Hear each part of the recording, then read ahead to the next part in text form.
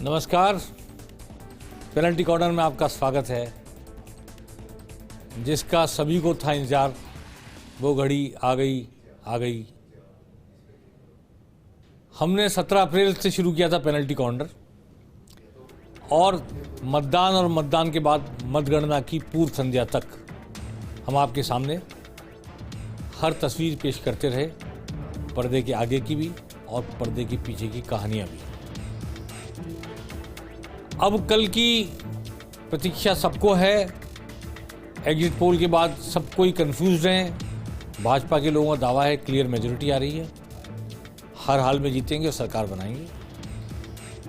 अशोक गहलोत सहित कांग्रेस के लोग भी सरकार बनाने का दावा कर रहे हैं, लेकिन वो क्लियर मेजॉरिटी को लेकर इतने श्योर नहीं है, पर सरकार बनाने का दावा कर रहे हैं।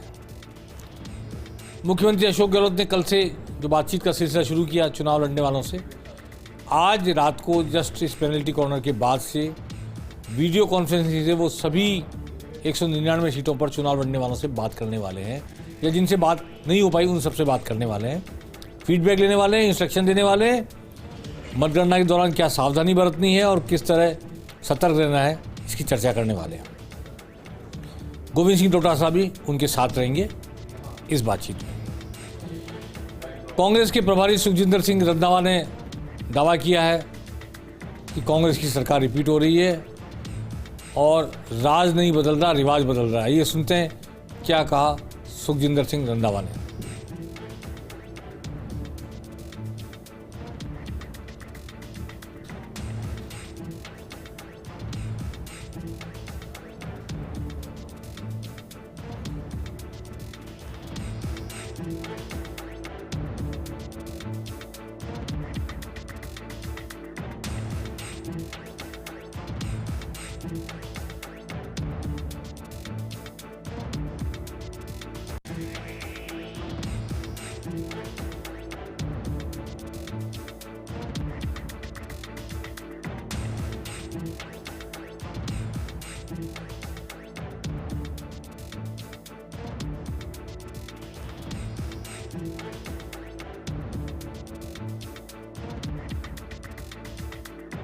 रही क्या शिकायत रही उनकी, वो जानी है। उन्हें इंस्ट्रक्शन दिए हैं कैसे मतगणना के दौरान सतर्क रहना है, सावधान रहना है, कौन सी उनको सावधानियां बरतनी है, किस तरह के मजबूत कार्यकर्ताओं को वहां रखना है, कानून की जानकारी भी रखनी है, वगैरह वगैरह तमाम बातें बताई। सुखजिंदर सिंह रंधावा ने, जो प्रदेश के प्रभारी हैं, कहा है कि उनकी पार्टी की सरकार आ रही है और उन्होंने कहा मेरी बॉडी लैंग्वेज से आपको पता लग जाएगा कि कांग्रेस सरकार आ रही है।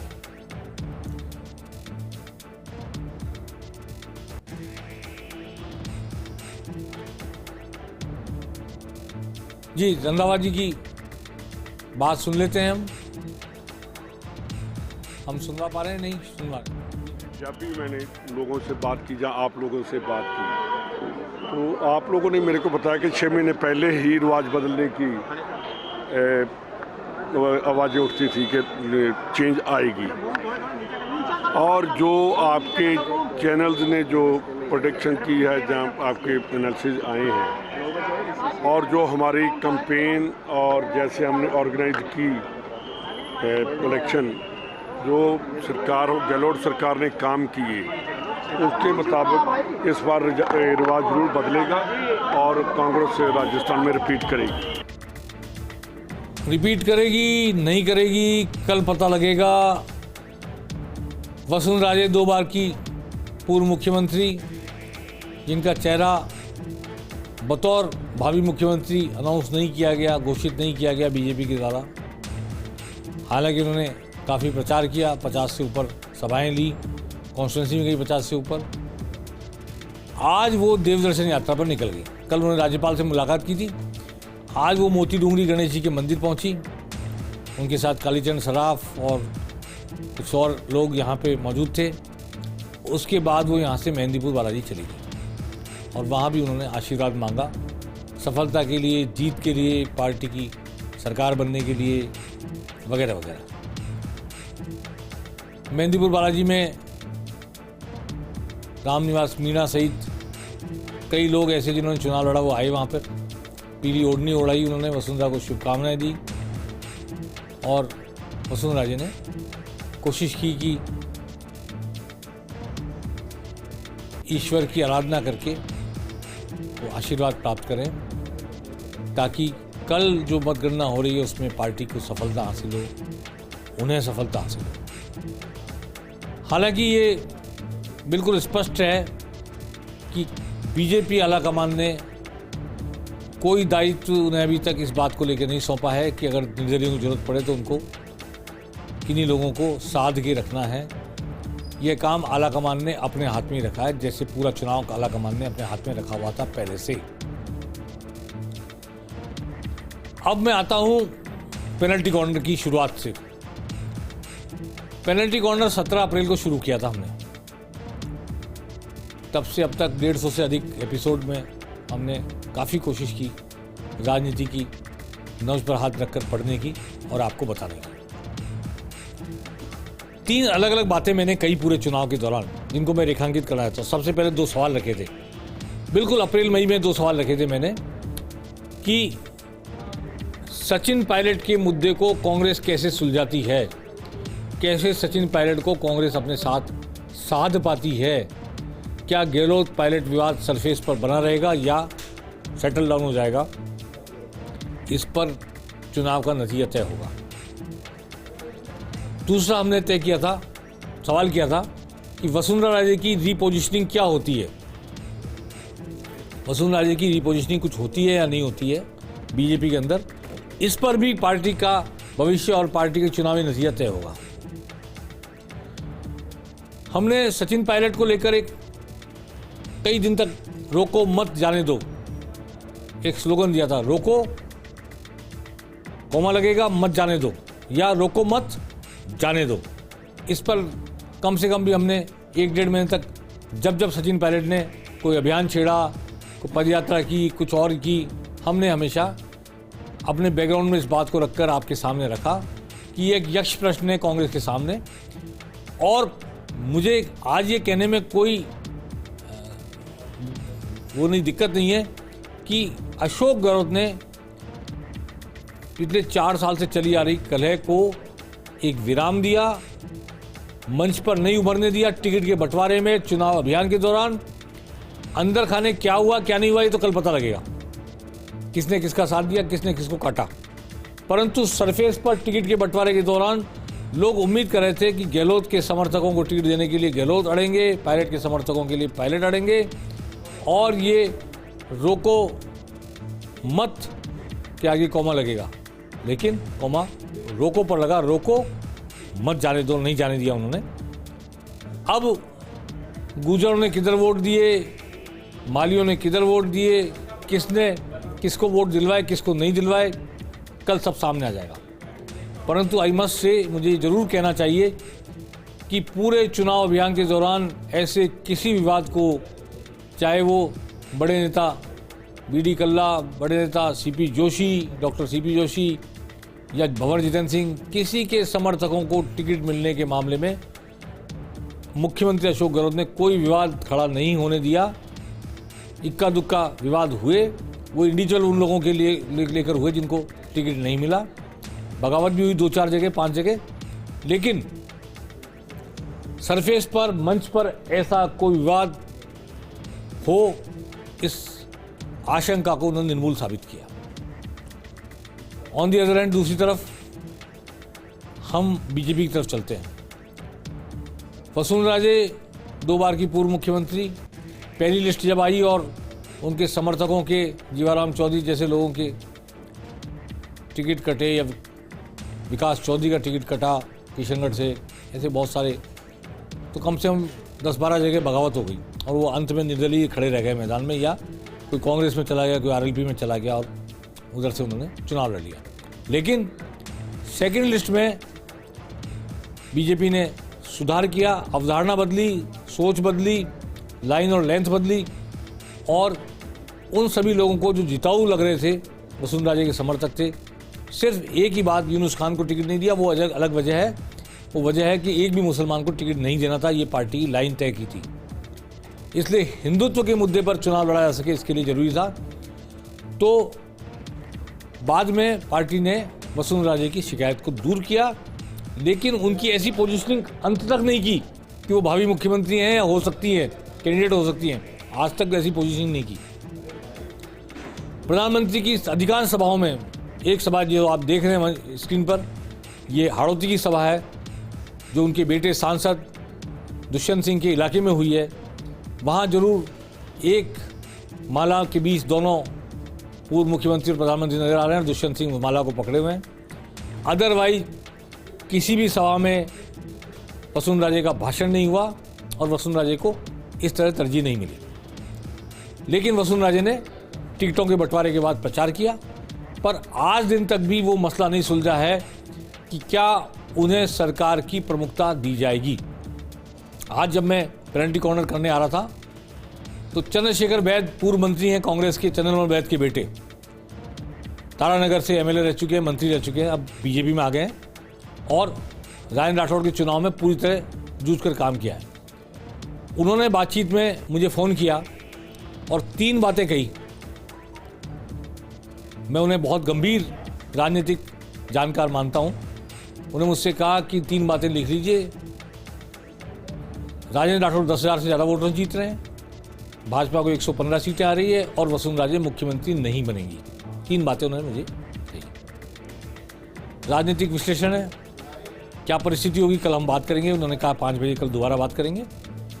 परंतु एक धारा ये बह रही है, इसमें कोई दो राय नहीं, कि मुख्यमंत्री कोई नया चेहरा हो और यदि बहुमत में कोई चीज़ कमी भी रह जाए, जैसे कुछ एग्जिट पोल इंडिकेट कर रहे हैं, तो उस कमी को पूरा करने का काम आला कमान खुद करेगा, किसी प्रादेशिक नेता के भरोसे नहीं रहेगा। ऐसा संकेत मिल चुका है और अरुण सिंह और सीपी जोशी को ये जिम्मेदारी, प्रदेश अध्यक्ष को और अरुण सिंह प्रभारी को, महामंत्री को, कि वो इस संबंध में जो निर्दलीय हैं, बागी हैं, अन्य पार्टी जीत के आए, अगर जरूरत पड़े, मान लो, अव्वल तो पार्टी का मानना है ऐसी कोई जरूरत पड़ने वाली नहीं है, स्पष्ट बहुमत आ रहा, लेकिन जरूरत पड़े तो वो डील करेंगे, आला कमान सीधे डील करेगा। लेकिन किसी रीजनल लीडर के भरोसे या किसी रीजनल लीडर को ये दायित्व नहीं देना चाहेगा कि वो 5, 7, 10 लोग जुटा कर लाए अगर जरूरत पड़े तो। इसलिए ही वसुंधरा राजे देवदर्शन यात्रा पर निकल गई है। अब देवदर्शन यात्रा के बाद मेरे ख्याल से अपने चुनाव क्षेत्र में जाएंगी, कल काउंटिंग में वहाँ रहेंगी, नतीजा निकलेगा, उसके बाद जयपुर आएंगी। तब तक बहुत सारी तस्वीर साफ हो जाएगी। एक मुद्दा हमने ये उठाया था सचिन पायलट और वसुंधरा राजे की पोजीशनिंग का, उनकी संतुष्टि का, उन्हें तरजीह देने का दोनों पार्टियों में, और कहा था कि इन दोनों मुद्दों को सेटल करने के लिए दोनों पार्टियां क्या एफर्ट करती है, इस पर चुनाव का नतीजा काफ़ी निर्भर करेगा। फिर हमने दूसरा मुद्दा उठाया था, क्या मोदी अशोक गहलोत के सामने खड़े हो जाएंगे। तो वास्तव में मोदी ने अपने नाम पर ही चुनाव लड़ा, बीजेपी ने मोदी के नाम पर चुनाव लड़ा, और अशोक गहलोत ने, जिनको डिजाइन बॉक्स ने एक टावरिंग पर्सनैलिटी के रूप में खड़ा करने की कोशिश की, उनको ऐसा बनाने की कोशिश की कि मोदी बनाम गहलोत चुनाव हो जाए। अंत में गहलोत ने कहा कि 200 सीटों पर मैं ही चुनाव लड़ रहा हूँ। मोदी 200 सीटों पर चुनाव लड़ रहे थे, 199 तो बाद में हो गई। तो इसलिए चुनाव मोदी वर्सेज अशोक गहलोत हो गया। गहलोत ने भी कर लिया, डिजाइन बॉक्स ने भी कर दिया, और मोदी ने तो किया हुआ ही था, पहले से बीजेपी ने किया हुआ ही था। इसलिए ये सवाल ही नहीं उठा कि कौन मुख्यमंत्री बनेगा राजस्थान का। किसी मतदाता ने नहीं पूछा, किसी पत्रकार ने नहीं पूछा, इसलिए कि जब बहुमत आएगा तय हो जाएगा बीजेपी में, और कांग्रेस में स्टोट दिख रहा था। तीसरा बिंदु हमने उठाया था कि एक तरफ राष्ट्रवाद है, हिंदुत्व है, अनुच्छेद 370 है, राम मंदिर है, वैचारिक उद्वेलन, और हिंदुत्व भी एग्रेसिव हिंदुत्व। एक भी मुसलमान को टिकट नहीं दिया बीजेपी ने, एक तरफ ये खड़ा कर दिया, और दूसरी तरफ जेब को लाभ, 100 यूनिट बिजली फ्री, 2000 यूनिट बिजली किसानों को फ्री, 500 रुपये का सिलेंडर उज्ज्वला योजना में, 25 लाख की चिरंजीवी योजना, और ओपीएस, ये सारे मुद्दे गहलोत ने खड़े किए। ये डायरेक्ट बेनिफिट था मतदाता को, वो इनडायरेक्ट उद्वेलन था, और एक भविष्य की आशा थी कि हिंदुत्व प्रिवेल करेगा, हिंदुत्व बड़ा हो जाएगा। अगर मुसलमानों को तुष्टिकरण वाली पार्टी को हमने हरा दिया नहीं हराया तो ये हो जाएगा, 5 साल बाद 10 साल बाद मुसलमान छा जाएंगे, वगैरह वगैरह तमाम बातें खूब फैली है। हिंदुत्व पर वोट पड़ा, इसमें कोई दो राय नहीं, और नौजवान पर पर्चा लीक कांड ने भी असर किया है, इसमें कोई दो राय नहीं। एक तरफ ये वैचारिक उद्वेलन खड़ा किया गया, एक विचारधारा ये आई वोट मांगने के लिए, दूसरी विचारधारा ये आई जो आप स्क्रीन पर देख रहे हैं, गारंटियाँ, 7 गारंटी, गोबर भी हम खरीदेंगे 2 रुपये किलो, और मोबाइल भी देंगे, और लैपटॉप देंगे बच्चों को, और 500 रुपये में सिलेंडर का दायरा बढ़ाएंगे, 400 कर देंगे सिलेंडर, तमाम तरह के बेनिफिट्स। अब मैं ये कहना चाहता हूँ कि ये राजस्थान लोकतंत्र की प्रयोगशाला बन गया है।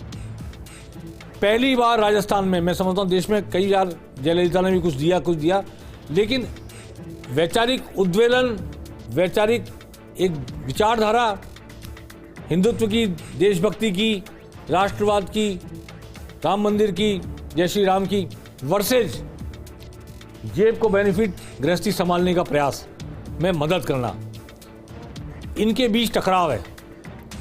और जो भ्रम फैल रहा है आज, इसीलिए फैल रहा है कि हम ये तय नहीं कर पा रहे हैं कि हिंदुत्व की विचारधारा ने, राष्ट्रभक्ति ने प्रिवेल किया है, वोट देते समय वोटर के माइंड को डोमिनेट किया है, या कि जेब को मिलने वाले बेनिफिट ने कोई फायदा देने का काम कांग्रेस को दिया है। यदि जेब को, परिवार को, गृहस्थी को मिलने वाले फायदों ने अपना योगदान दिया फैसला करने में, तो सरकार रिपीट होने की बात हो सकती है। लेकिन नई पीढ़ी ने जिस तरह और बहुत सारे वैचारिक उद्वेलन के साथ लोगों ने हिंदुत्व को लेकर वोट दिया है, खासतौर पर तिजारा और पोखरण, जहां 82 और 87% वोट पड़े हैं, जहां मुस्लिम प्रत्याशी कांग्रेस के थे और जहां हिंदू प्रत्याशी बीजेपी के थे, वहां पर देखने को मिला है। वैसा ही विचार अगर सब जगह फैला है और एक अघोषित भय मुस्लिम समुदाय के देश पर काबिज हो जाने का वो फैला है, हिंदुत्व संगठित होकर अभिव्यक्त हुआ है वोटों में, तो फिर बीजेपी 115 की बात जमीन पर उतर सकते हैं। अब मुश्किल से 12 घंटे बाकी हैं, मशीनें खुलेंगी, नतीजा सामने आएगा। हमने बहुत ईमानदारी से कोशिश की कि आपको 17 अप्रैल से अब तक इस यात्रा को करते समय बिना पक्षपात के, बिना किसी को, बहुत सारे लोग मुझ पर आरोप भी लगाते रहे कि मैं थोड़ा प्रो कांग्रेस हूँ, पर वो जो कर रहे हैं वो बता रहे थे, हम जो सुनना नहीं चाह रहे थे मोदी भक्त। लेकिन मोदी की प्रति भक्ति है, इसको नकारा नहीं जा सकता। गहलोत की एक युक्ति है लोगों को लाइफ में सपोर्ट करके उनसे वोट हासिल करने की। इस मोदी भक्ति और गहलोत की युक्ति के बीच संघर्ष हुआ है। आइए देखते हैं कल क्या नतीजा निकलता है। चलते चलते आज की रात के बारे में आपको एक छोटी सी बात सुनवा देते हैं।